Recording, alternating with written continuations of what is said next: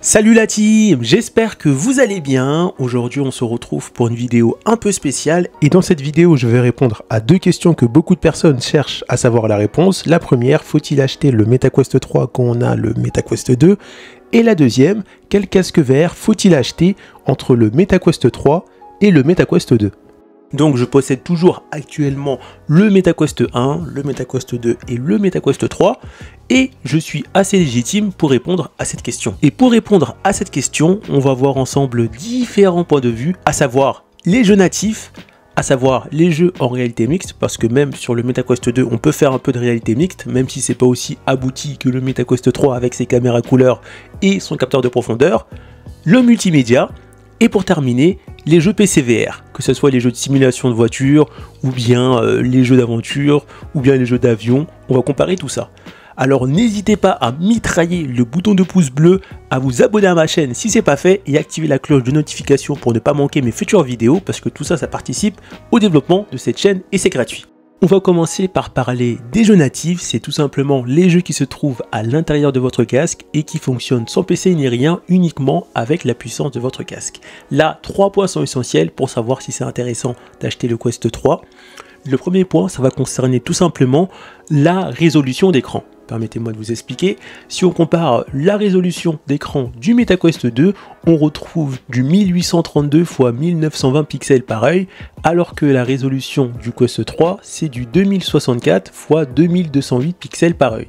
En d'autres termes, on a une netteté légèrement améliorée, soit 17,6 pixels par degré sur le MetaQuest 2 et 19,8 pixels par degré sur le MetaQuest 3. Donc c'est pas une grosse différence. La chose qui va tout simplement apporter une grosse différence, ça va être le couplage de la résolution d'écran qui est un peu plus supérieure à celle du MetaQuest 2 avec le nouveau processeur du MetaQuest 3, à savoir le Snapdragon XR2 deuxième génération, alors que sur le MetaQuest 2, on retrouve le Snapdragon XR2 de première génération. Une chose à savoir, l'image qui va s'afficher dans votre casque, elle n'est pas due uniquement à la résolution de vos écrans, mais aussi due à la puissance du processeur. Et vu que là on est sur une nouvelle génération de processeurs, ça va permettre non seulement de voir les détails nets beaucoup plus loin, et de voir la vision de loin beaucoup plus nette que sur le MetaQuest 2. Et pour terminer, le dernier point, ça va être le champ de vision du MetaQuest 3 qui va être légèrement plus grand que le champ de vision du MetaQuest 2. Et ça en fait, ça va être un avantage et aussi un désavantage, notamment dans les jeux d'FPS, parce que là vous allez vous retrouver avec des casques qui vont être beaucoup plus puissants et une résolution supérieure. Par exemple, si vous jouez à Population One ou Contractor, les possesseurs de MetaQuest 3 vont mieux voir les détails de loin et vont avoir un champ de vision légèrement plus grand, et ça peut être avantageux pour détecter l'ennemi plus rapidement. Malheureusement, il n'y a pas que des avantages à acheter le MetaQuest 3 si on a le MetaQuest 2. L'un des plus gros problèmes, c'est le peu de jeux optimisés MetaQuest 3. On commence à retrouver pas mal de jeux qui sont optimisés pour le MetaQuest 3, comme Rain Matter ou d'autres jeux, mais le problème c'est que on n'en a pas un gros nombre, à part les nouveaux jeux qui vont sortir, et ça peut poser problème.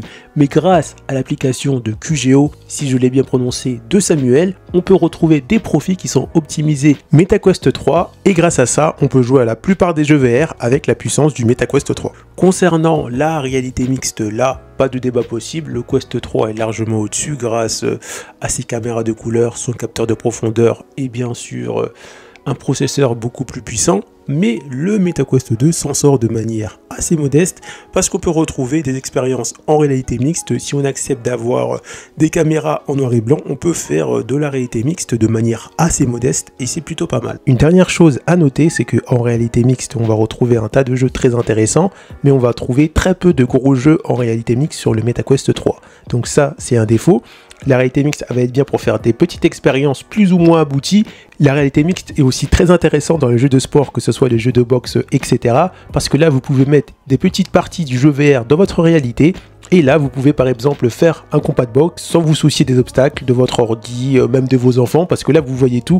Et ça, c'est vraiment un très gros avantage dans la réalité mixte. Une autre chose à savoir dans la réalité mixte, c'est que les caméras de couleur, c'est vraiment des caméras avec pas énormément de pixels et ça se ressent fortement parce que ça manque de détails quand vous regardez un peu au loin, donc c'est assez dommage. Et la chose qui fait que c'est très frustrant, je vais vous expliquer, si par exemple vous prenez votre Quest 3 et que vous faites une expérience en réalité mixte ou un jeu ou que vous filmez en réalité mixte, Si vous enregistrez ça et que vous le publiez par exemple sur les réseaux sociaux, je ne sais pas comment Meta a fait, mais ils vont faire un sorte de traitement logiciel peut-être pour avoir une meilleure qualité que la qualité que vous avez lorsque vous utilisez la réalité mixte avec les caméras de couleur. Et forcément sur internet ça ressort beaucoup plus beau, avec plus de détails on dirait, mais quand vous remettez le casque, vous voyez que en fait c'est pas du tout ça, c'est beaucoup moins joli parce que là il n'y a pas de traitement logiciel ou autre pour rendre ça plus joli, et je sais que ça a dû frustrer beaucoup de personnes dont moi sur cet aspect de la réalité mixte. Pensez à acheter une batterie externe si vous achetez le Quest 3 pour avoir plus de confort lors de longues sessions. Important, l'autonomie du MetaQuest 3, elle est inférieure à l'autonomie du MetaQuest 2. Donc si vous jouez plus d'une heure et demie, 2 heures, voire plus, alors côté multimédia, si on compare le MetaQuest 2 au MetaQuest 3, on va retrouver bien évidemment une meilleure expérience multimédia sur le MetaQuest 3. Déjà d'une part, grâce à ces haut-parleurs qui vont être beaucoup plus puissants que les haut-parleurs du MetaQuest 2. Attention néanmoins, si vous augmentez trop les haut-parleurs, parfois le son a tendance à grésiller et ça peut dégrader un peu la qualité de vos films et séries que vous regardez. Et on retrouve un champ de vision qui va être un peu plus large, on retrouve également une résolution d'écran qui va être un peu plus élevée, et tout ça, ça va faire que l'expérience multimédia va être mieux sur le MetaQuest 3 que sur le MetaQuest 2. Néanmoins, l'expérience multimédia du MetaQuest 2 reste quand même très correcte, c'est une expérience de bonne qualité. Certes, on n'aura jamais le niveau multimédia qu'on peut avoir avec un MetaQuest 3, mais la résolution du MetaQuest 2 est suffisamment élevée et le champ de vision du MetaQuest 2 est suffisamment élevé pour profiter d'une assez bonne expérience multimédia, mais pas au niveau du MetaQuest 3. Côté multitâche, le MetaQuest 3 s'en sort plutôt bien, mieux que le Quest 2 grâce à son Snapdragon XR2 de deuxième génération. On peut faire du multitâche en ouvrant différents angles en réalité mixte ou bien en réalité virtuelle, et grâce à la mise à jour V62, ça va encore plus loin.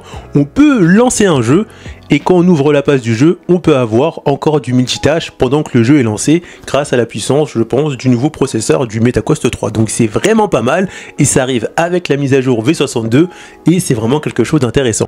Côté multitâche pour le MetaQuest 2, là ça va être beaucoup moins fluide que pour le MetaQuest 3, et je sais pas si sur le MetaQuest 2 on peut faire du multitâche en lançant un jeu. Mais sinon le multitâche est assez correct et reste modeste. Sur Quest 2 ça fonctionne assez bien.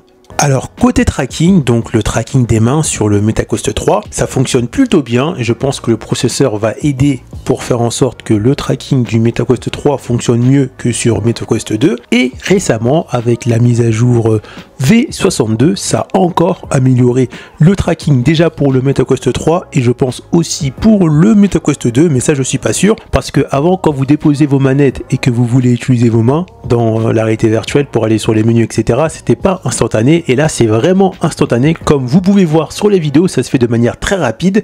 Et voilà, pour terminer, on va parler des jeux PC VR. Qu'est-ce que vaut le MetaQuest 3 sur les jeux PC VR comparé à un MetaQuest 2? Alors sur les jeux PC VR, j'ai testé GTA 5, Half-Life Alyx, Doctor Who et également des jeux de voiture de simulation, mais dans les jeux de simulation, j'ai été surpris. C'est sûr que là, je vais retrouver une meilleure qualité sur le MetaQuest 3 que sur le MetaQuest 2 sur le PC VR, mais également le champ de vision est vraiment très intéressant. Je m'explique, sur les jeux de simulation tels que les jeux comme Assetto Corsa, etc., les jeux de sim racing, par défaut, quand je me tenais droit, j'avais du mal à voir le rétroviseur gauche, et là, avec le MetaQuest 3, j'arrive mieux à voir le rétroviseur gauche. Pour vous, c'est peut-être un petit détail, mais pour les personnes comme moi qui jouent à des jeux de sim-racing ou des jeux de voiture, c'est un détail très important qui permet d'augmenter l'immersion et le confort dans ces types de jeux-là, et ça, pour moi, c'est un vrai avantage d'avoir un champ de vision légèrement plus grand, même si c'est pas une grosse différence, mais la différence, elle est suffisamment grande pour apporter plus de confort dans les jeux de sim-racing, ou bien les jeux d'avion en simulation. Après, pour les jeux PC VR d'aventure, ça reste très intéressant parce que là, comme je vous avais dit avant, on a une résolution d'écran un peu plus élevée et un champ de vision un peu plus large. Tout ça, ça participe à améliorer l'expérience VR, pas la révolutionner. Et si jamais vous avez la chance d'avoir un bon routeur, vous pouvez avoir une qualité en sans fil en PC VR incroyable, tellement incroyable que vous allez faire que du sans fil et arrêter de jouer en PC VR avec un câble comme moi. Maintenant, si on compare l'expérience du Quest 3 sur le PC VR avec le Quest 2, Là, le Quest 2 s'en sort quand même relativement bien. Juste, on va avoir un écran avec une résolution inférieure et un champ de vision beaucoup plus restreint. Mais le Quest 2 reste quand même un casque actuellement idéal pour faire du PC VR avec un excellent rapport qualité-prix. Maintenant que vous avez vu les différents points, on peut répondre aux deux questions. On va commencer avec la première, à savoir, faut-il acheter le MetaQuest 3 quand on a le MetaQuest 2? Première question, faut-il acheter le MetaQuest 3 quand on a le MetaQuest 2? Déjà, ça va dépendre de votre budget. Oui, c'est vrai que le Quest 2 est moins cher de 300 € comparé à 500 €, mais vous devez prendre en considération que si vous souhaitez garder le Quest 2 dans la durée, les serveurs en ligne dans beaucoup de jeux natifs fermeront pour le Quest 2 d'ici 3 ans ou 4 ans ou moins peut-être, comme c'était le cas pour le MetaQuest 1, dans des jeux comme Population 1, etc. Le deuxième point, à savoir si vous êtes vraiment intéressé par la réalité mixte, sinon pas forcément nécessaire d'opter pour le Quest 3. Le troisième point va concerner le PC VR. Si vous achetez un casque plus pour le PC VR ou uniquement pour le PC VR, là, vous pourrez toujours jouer en ligne, même après 10 ans, après la sortie du MetaQuest 2.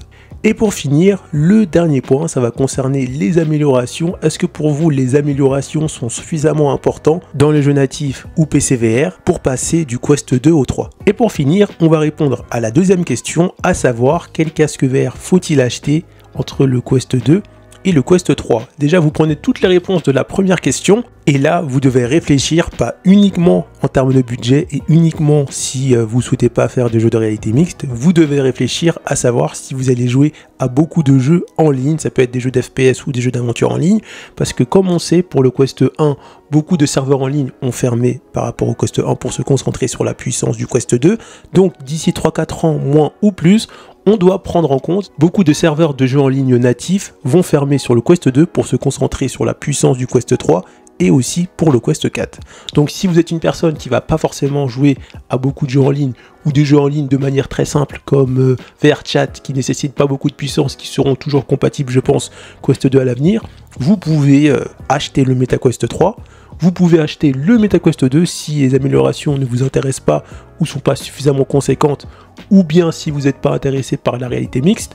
Mais si vous êtes intéressé pour jouer à des jeux en ligne, là peut-être que même si ça va coûter plus cher, mieux vaut partir sur 500 € ou un peu plus pour avoir un casque qui va durer dans la durée si vous êtes une personne qui va jouer beaucoup en jeu en ligne.